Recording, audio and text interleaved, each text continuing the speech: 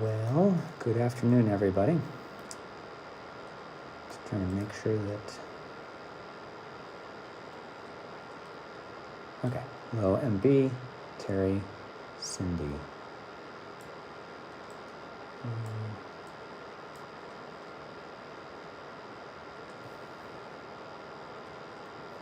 Okay.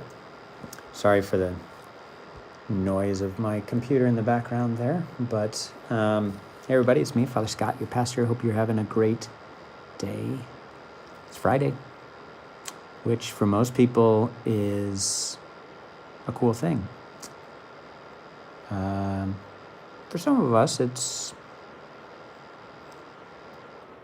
a cool thing.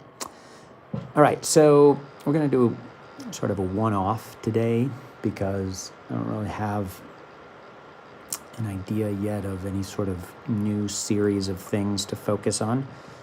So we're just going to do one, and it won't be related to anything else that I've been talking about. So just going to have to put up with that, I think. So let's talk.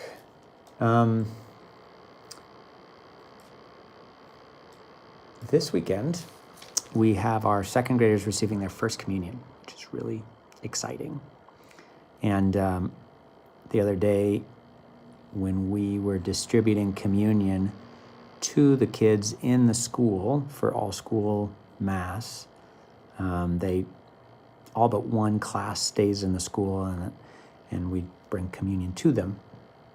And the teacher, or the administrator who gave communion to the second grade teacher, said that the kids were just like locked in, paying attention to her receiving because they knew this was going to be the last time they had to be at Mass and could not receive Jesus in communion. So I know those kids are excited, and I am excited for them. And like I said, we've been bringing in one class at a time into the all-school Mass, into the church itself. And the second graders have not been one of those classes yet. So they get their first communion this Sunday, and then next Wednesday, they get to come in to the church and they get to receive their second communion. So excited for those kids. I also tomorrow have a wedding. And we might think, oh, those are two very different sacraments. But actually, they're really closely tied to each other. So let's just talk about that.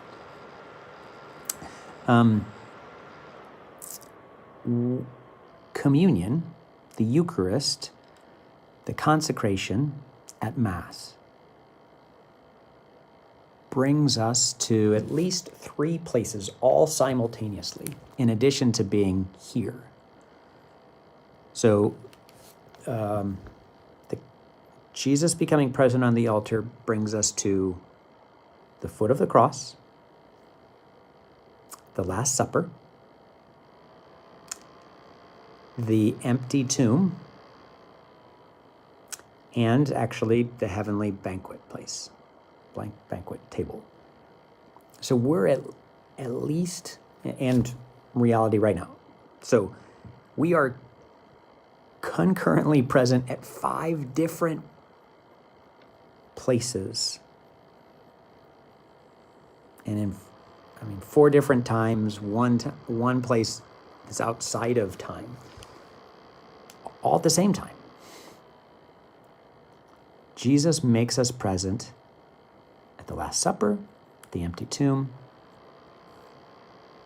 and in heaven. But he makes us present certainly at the foot of the cross.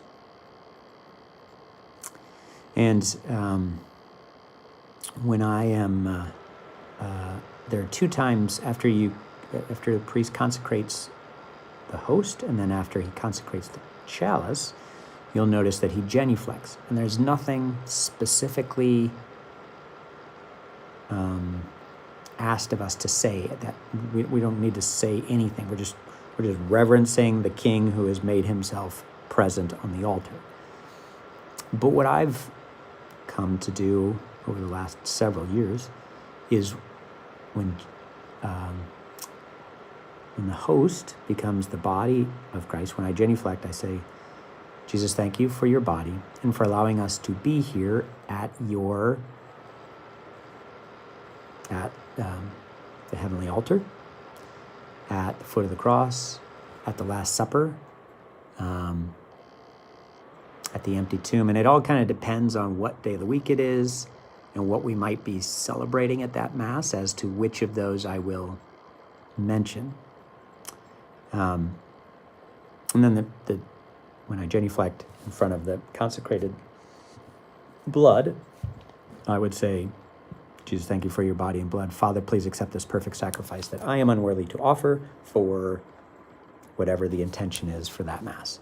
So that makes sure that I am intentionally mentioning the intention, which is important for the priest, and that, I'm just giving thanks and praise for what God has just done on the altar. Okay.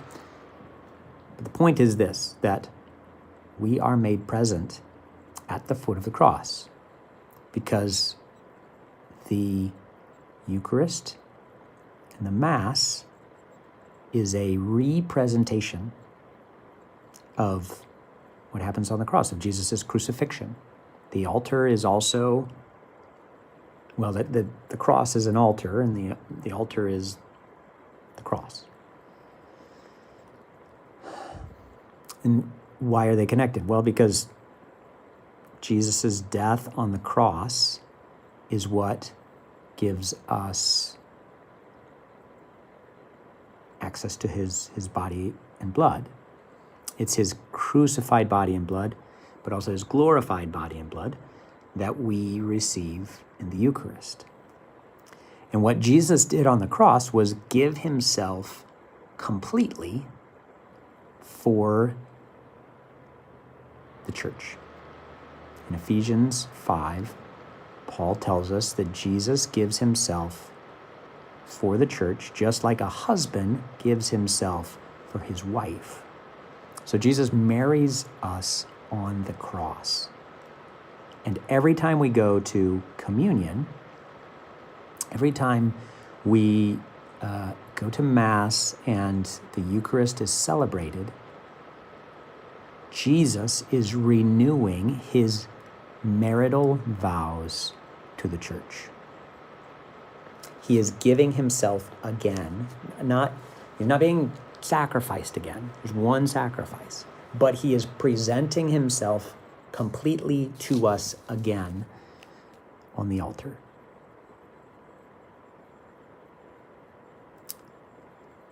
Just like in a marriage, when a husband and wife give themselves to each other in the marital bond and the physical bond of marriage and conjugal love, they are giving themselves completely to each other. It isn't just an act. It's actually a complete gift of themselves, and then they receive the complete gift of the other. And in that, they are renewing what they do at the altar, which is give themselves totally to each other. We ask them, are they going to be open to life? Are they going to be exclusive, and are they going to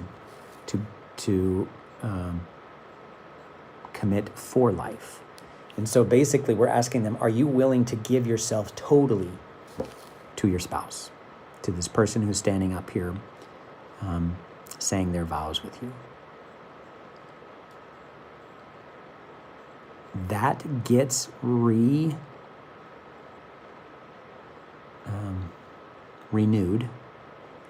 every time a couple give themselves to each other in the conjugal act of marriage. And that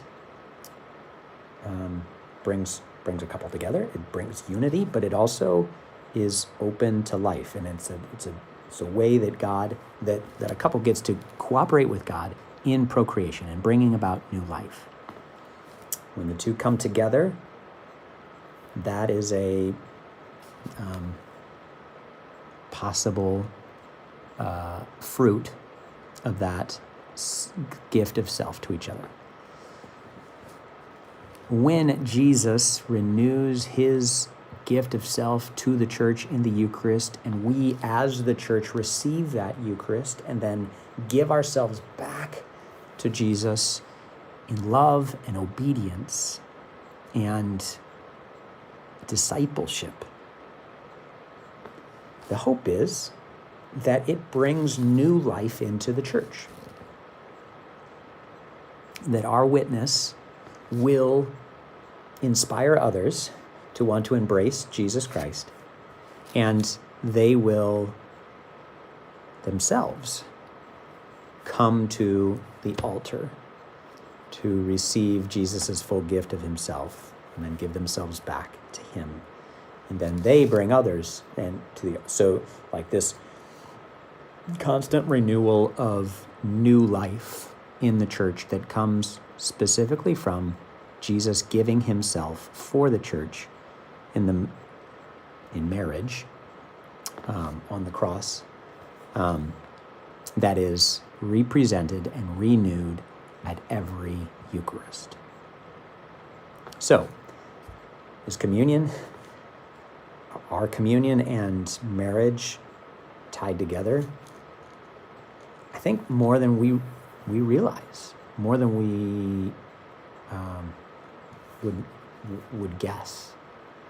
And I think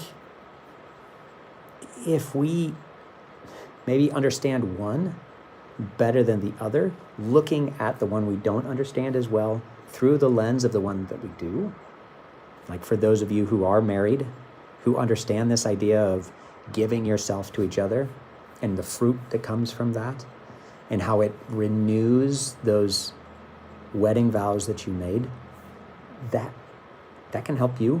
Looking at the Eucharist that way can help you to understand the Eucharist better. Or if you aren't married yet, or God hasn't called you to that, you can understand marriage better when you see the total gift of self that Jesus gives in the Eucharist. And it is Jesus completely, body and blood, soul and divinity given to us. It's a complete gift of himself to us. And so we can better understand how couples should give themselves totally to each other if we understand Jesus' gift of love in the Eucharist. So those two sacraments, very tied together, very beautiful, and very, very powerful sacraments that give us, to be for sure, to be clear, give us two different graces. The grace that we receive in holy matrimony is a grace intended to help us to be a good husband, father, wife, mother. The graces that we receive in the Eucharist give us forgiveness and give us nourishment and strength to live out the life of a disciple. They're different graces, but they're very, very much tied together. So, I don't know, hopefully this helps you to understand one or the other or both better. And I ask you to please pray for Paul and Mary, who will be married tomorrow, and for all of our second graders who are going to receive their first communion on Sunday. That both of them, both the second graders and this couple, recognize the gift that they are being given, and they recognize the power of renewing that gift, whether it's through the marital bond or through the reception of the Eucharist every time they go to Mass. So that's all I got. Don't know what we're going to be doing next week, but I'm sure God will figure something out for us. Hope you have a great weekend.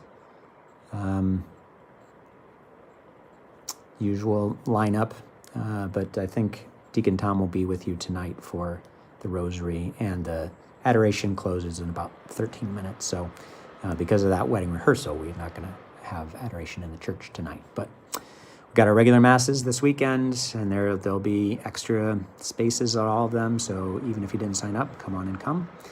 And I look forward to hopefully seeing you on camp this weekend. If I don't, have a great one anyway.